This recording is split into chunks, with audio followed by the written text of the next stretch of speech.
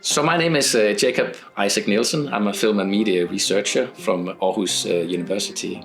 My main research fields are film industry studies, but also film and media aesthetics, more broadly speaking. I have been fascinated with films as far back as I can remember.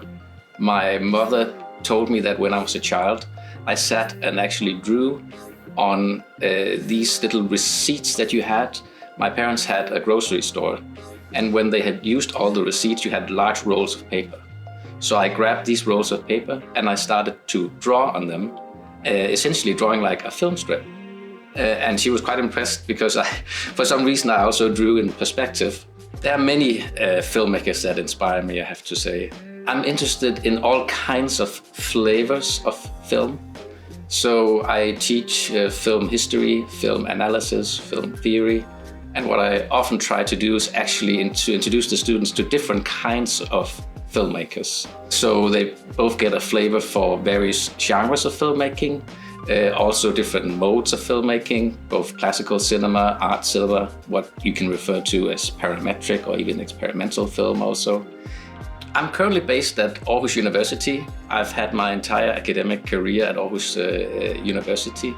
Recently, I have been embarking on a research project called Crescine, and the purpose of this research project is to improve the competitiveness of the European film industries with a focus on small film ecosystems, as we like to call them. And I'm actually here at the FilmEU Summit to deliver a keynote on one of the takeaways from this report. What are sort of some challenges they're facing? What are some strengths that they have? There are a couple of trends in the film industry at the current moment. I think it's an interesting time. If you just go back to the post-pandemic years, everyone, including myself, we were talking about the collapse of the windowing system.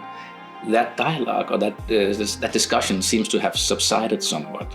Now it seems to be the case that most stakeholders have come to some kind of agreement of windowing still being important and the theatrical window still being quite significant, actually, maybe even more significant than in the past. Yet at the same time, we also see that cinemas are actually still struggling. They have yet to recuperate and to recover and to reach actually the kinds of admissions that they have in the pre-COVID years.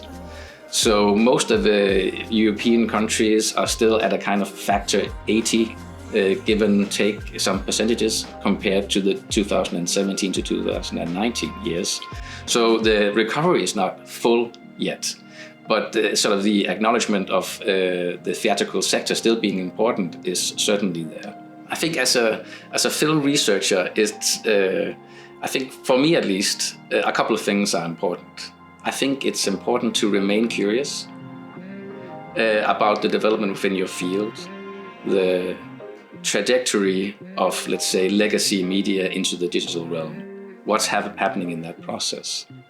I think it's also obviously important to be as methodologically sound as you can. So there's a kind of race for publication within the academic field. And I sometimes think, I wish maybe that we as a community of researchers would spend maybe half a year or maybe a year more on writing the books that we are writing.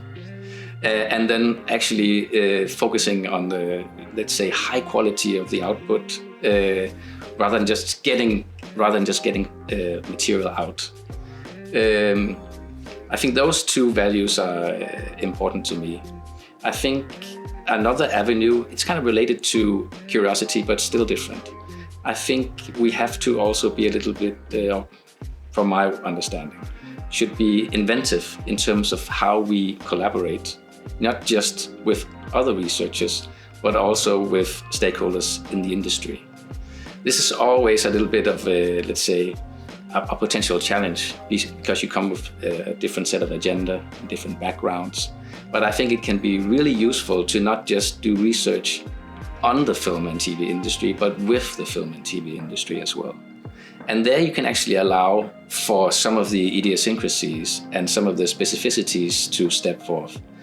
We have allowed researchers and industry professionals to, for instance, explain the historical background of a particular kind of film industry. Explain, I mean, how did we arrive at the kind of film industry that we have now? And obviously these explanations are very different. If you compare, let's say, Estonia to Denmark, for instance, their sort of historical trajectories are completely different.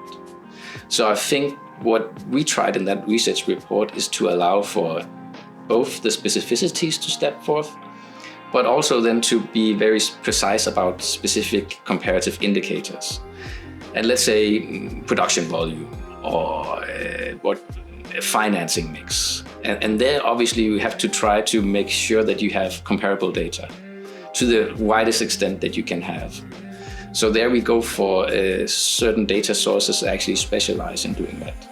And this is something that's interesting, I think, with the Cuisine project, because we actually in that consortium both have more traditional researchers, but we also have industry representatives. And I think that's an avenue of research that I'd be interested in pursuing in the future as well.